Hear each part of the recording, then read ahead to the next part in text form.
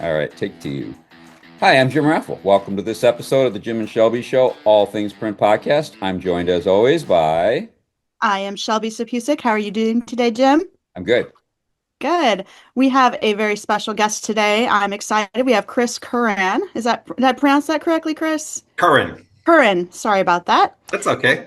I actually don't know your official title. I know you are the man in charge of Printing United Alliance Expo this year, but could you give us a brief background on yourself, please? Sure. I am responsible for the expo this year. We pulled the expo into my group within Printing United Alliance that was already handling all the micro events. We also handle all the content and all of the account management for our 1,600 clients. So it was really just a natural progression over here. And as far as my background, since you asked, I didn't go to school for media. I didn't go to school for event management. I'm a printer. I really grew up outside of Philadelphia with Ben Franklin as a hero. So definitely was going to become a printer at some point. And I started at the ripe old age of 7. So I started making T-shirts at 7 and then turned it into an education, went to school and got a degree in printing management and just kept evolving with a love and passion for our craft. And then I also got a chance to be a financial consultant for Hewlett Packard at one point.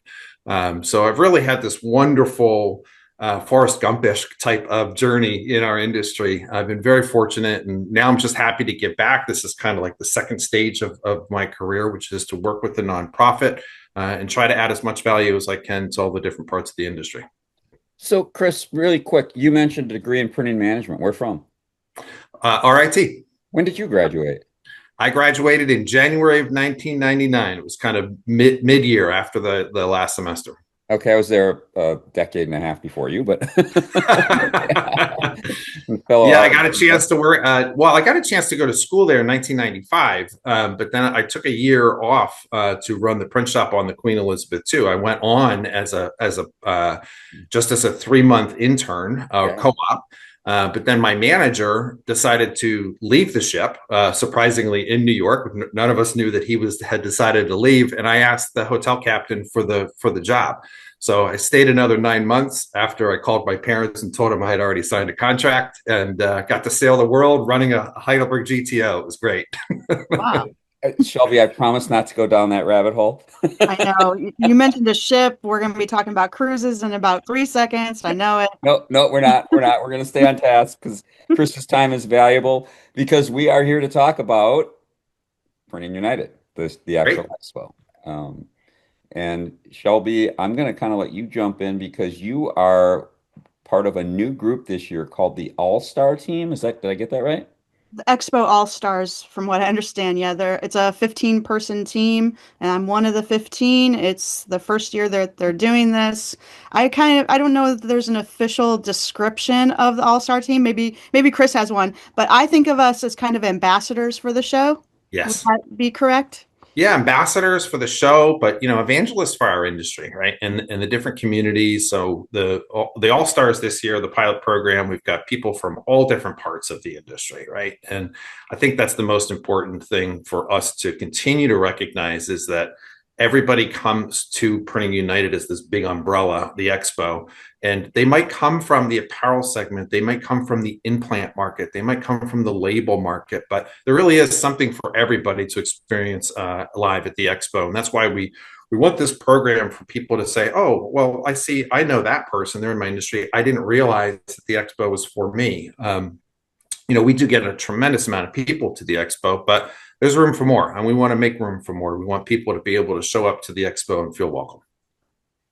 Excellent. What prompted the creation of the All-Star program? I actually didn't hear about it until I received an email, and I thought, that's something I would like to try to do, and somehow or another I got picked out of the group, which is awesome. We just had another meeting yesterday. We're having a lot of fun, and I should mention too that not only are the All-Star team well represented across different areas, as you were saying, but also around the globe. There's a lot of people. We're having trouble coming up with a good meeting time because we have so many different time zones to deal with. Well, what prompted it?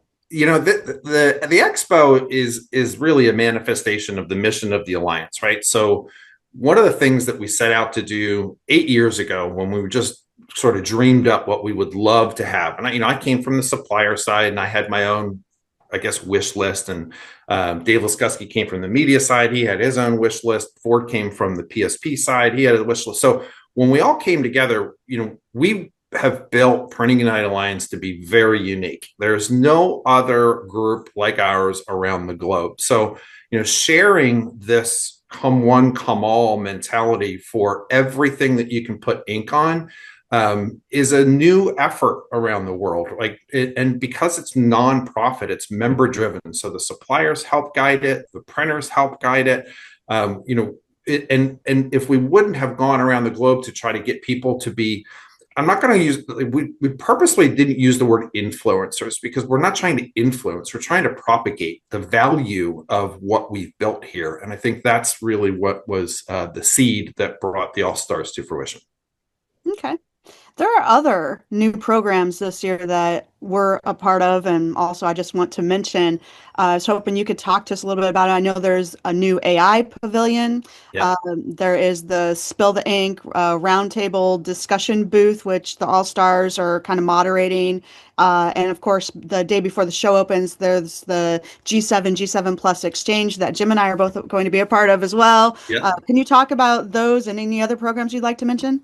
Yeah, no, those are three great programs. Spill the ink with the tagline. I think conversations that make an impression, right? We're print geeks, and we try to put a little bit of that into everything that we're doing. Even the G7 Plus exchange, where we say connected by color. There's just so many universal languages, and we're trying to bring those to life in different activations that some people like to be part of a smaller conference inside of an expo. So that's why G7 Exchange is really important, because we're getting together several hundred people, and it's sold out, by the way. So next year, we're going to have to plan for a ballroom of some kind, because the demand for that community is really strong. But the G7 Plus exchange is for like-minded people. The Spill the Ink, and thank you for participating, that is just that for really small micro conversations with maybe 8 or 10 people on whatever topics people want to discuss. So then of course you have the expo. People like sometimes the anonymity of walking around the show, but then we also have the education sessions. Believe it or not, we get hundreds of applications for education, and that's really something that I do want to remind people, that there is all of this amazing education that comes from around the globe, where people say, hey, this is a really hot topic, I want to talk about it, and then we go through this really difficult process of boiling 3 or maybe 350 applications down to 50.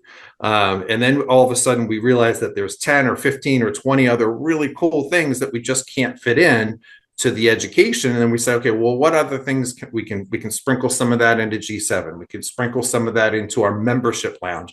We can sprinkle some of it into the Spill the Ink zone. So we're really continuing to evolve the expo experience to cater to people's tendencies and towards either smaller or larger conversations. So yeah, and I just want to jump in on a couple of the G7 Plus exchange. I've been fortunate enough to be part of that steering committee, and yeah, it's been quite a journey. And so I hope that those of you who have signed up, please come, because like Chris said, the room is sold out. So if you don't come, you block someone else from potentially coming. So please join us.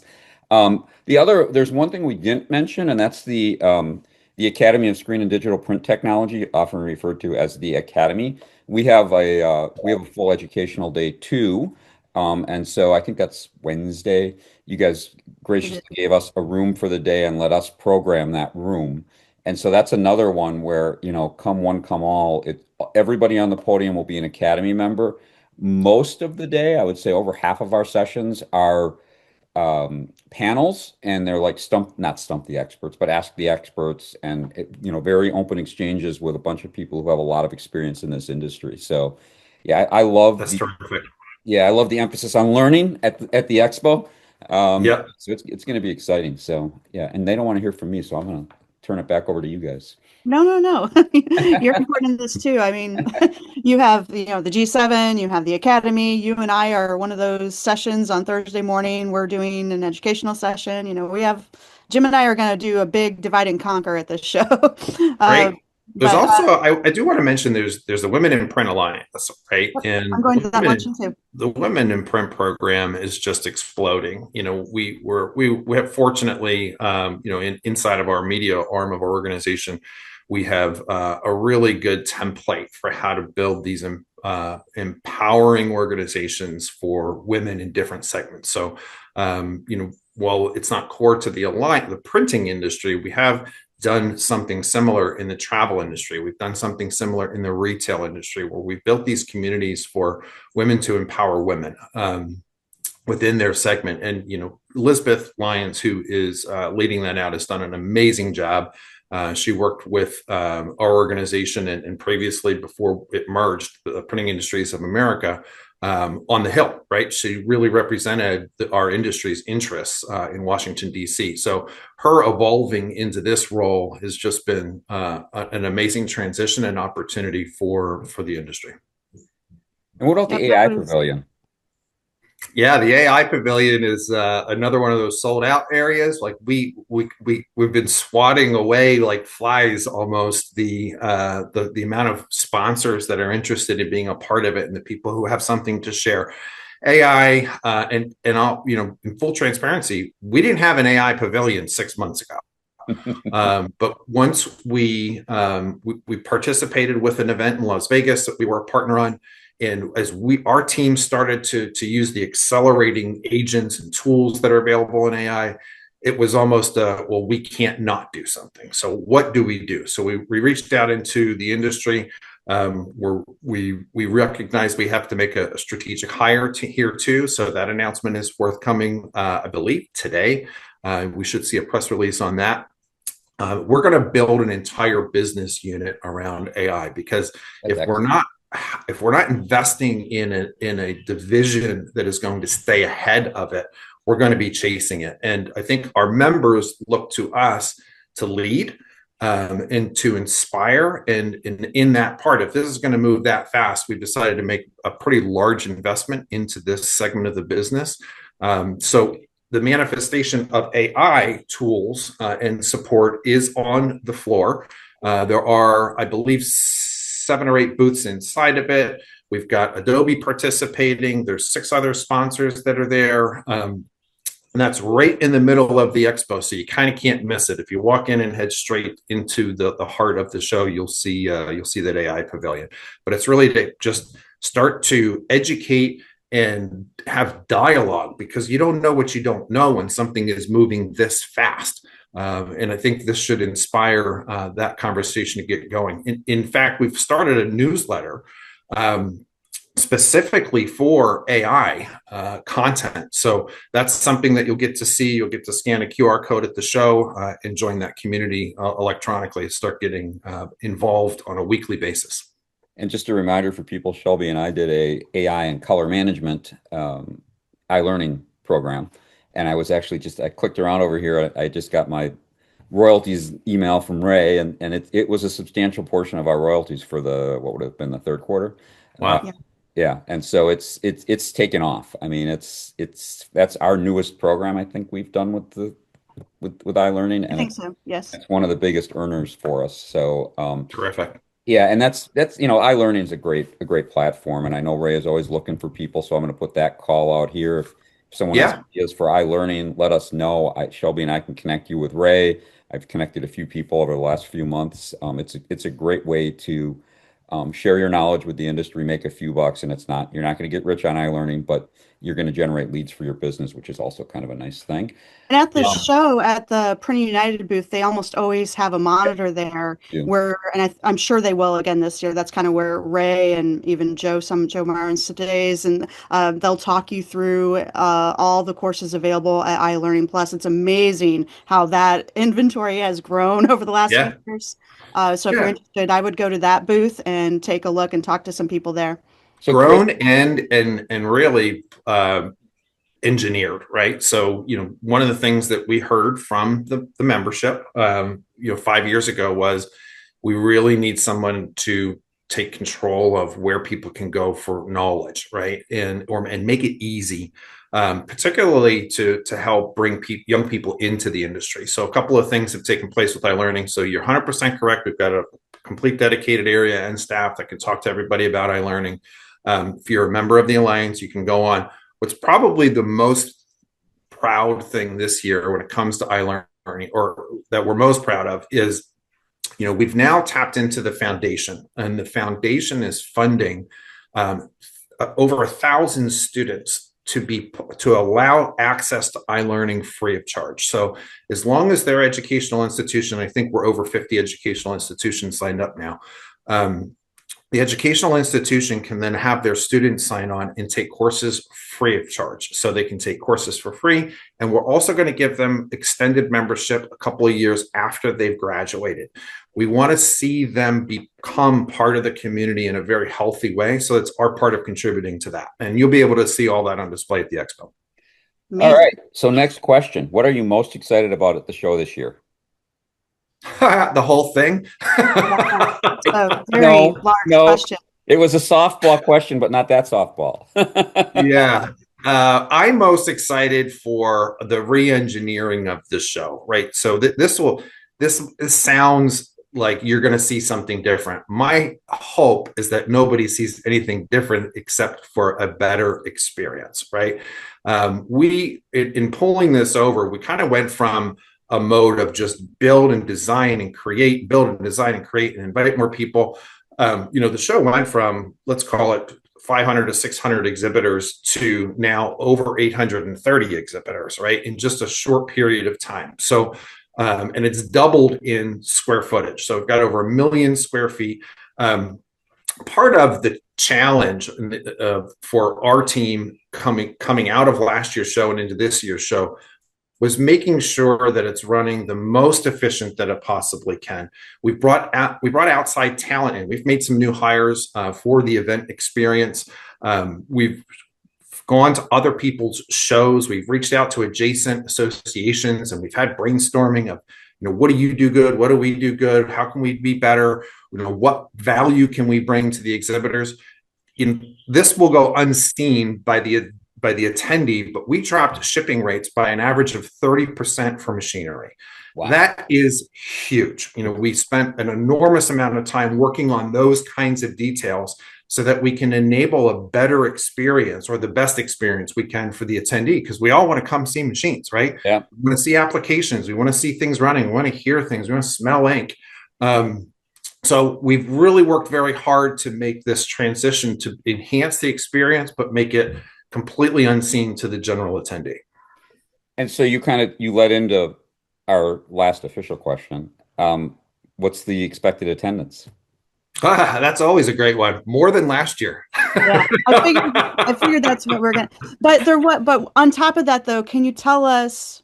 Because it's around 25,000, right? In that range. Oh yeah, and it'll tossed around. It'll certainly clear that. We're from a printer's perspective, we're probably double-digit percentage right now, trending ahead year over year. So I'm very excited about all the things that we've done, specifically on the marketing side of this. And we've gone to all of the exhibitors and the participants. So this takes a village, right? This is a community. Let's call it a week in printing, right? Because now we've got people doing events on the front end, we've got people doing events on the back end, and the core is the expo experience itself. So we're trying to facilitate people get relationships with the local hotels. We're trying to facilitate transportation the best that we can. At the end of the day, I know that we're going to have a better attendance than last year. I just hope that it continues to outpace the rest of the market. And I think that's the most important thing, is if you look at any other industry, if you look at expos or macro events, by and large, post-COVID, they've been down anywhere from 10 to 25%. And we're actually the opposite. We've stayed the same in some segments. We've grown in other segments. So, taking that into consideration, the membership here has guided us to just rebuild a live experience like we've never had before in this industry. How many countries are going to be represented in Oh gosh, well over 100. I'll know the number by the time we get there, but like even that's in South America, there's only one country that's not represented at the moment. wow. That's crazy. Didn't you say, I think I heard you say that you were going to fly to that country just to get a I'm representative? gonna have to find someone, yes. I might need a guide and a boat, but I'll get there. Okay, so this year we're in Orlando. Yep. Yep. Um, Full disclosure, not Jim's favorite trade show town.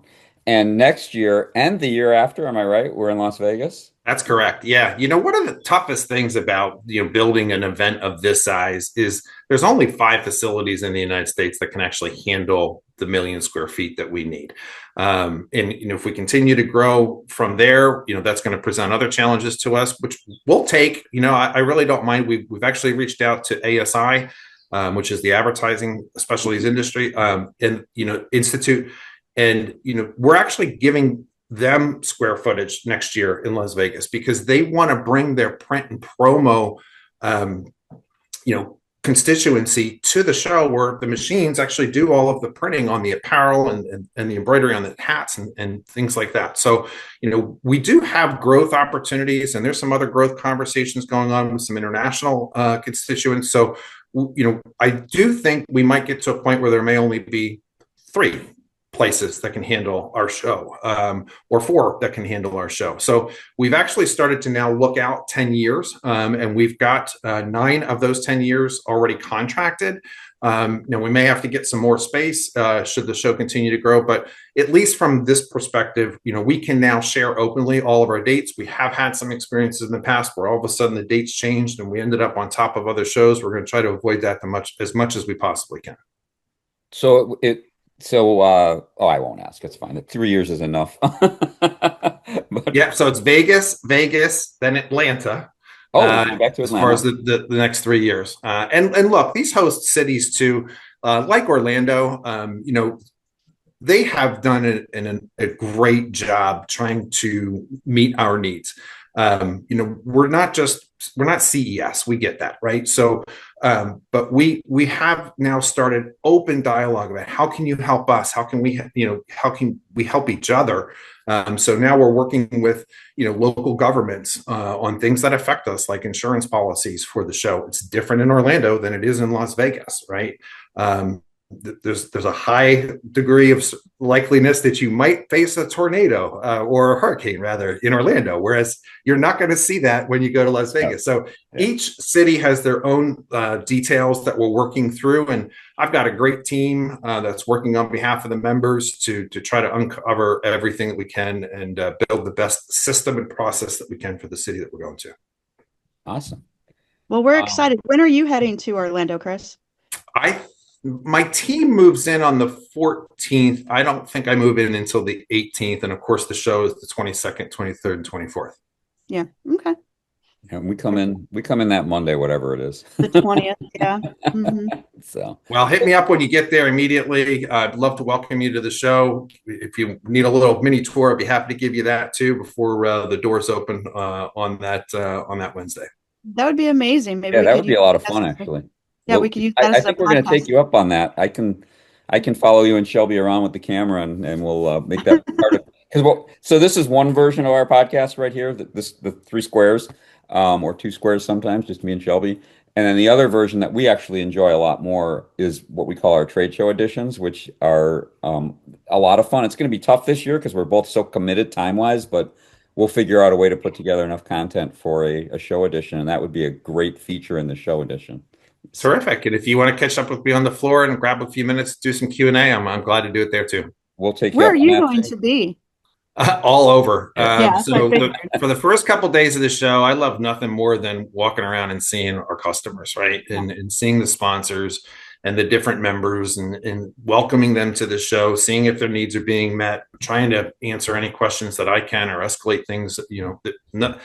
Everybody thinks things go smoothly, but moving in 830 sponsors all at the same time is a feat that is to be seen, right? When you see hundreds and hundreds of trucks moving in and out every couple of hours, it's pretty amazing. So I love to get out on the floor. You'll see me in a t-shirt and shorts and sneakers.